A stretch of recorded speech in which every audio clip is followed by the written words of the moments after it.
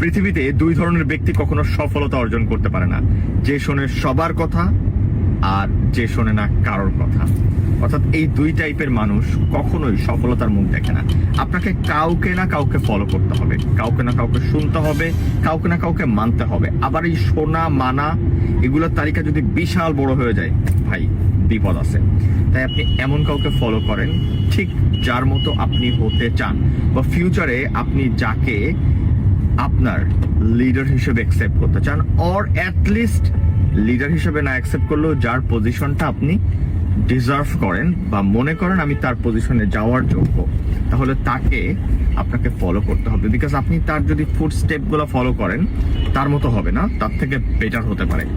আর secondly, আপনাকে বুদ্ধি দেওয়ার মানুষ যদি অনেক থাকে, যে চারিদিক থেকে আপনাকে বুদ্ধি দিচ্ছে, ভাই এটা করেন এটা না, এটা করেন এটা না, তাহলে আপনি সবার বুদ্ধি শুনতে শুনতে আপনি ডেড ব্লকে চলে যাবেন, পাজলড হয়ে যাবেন।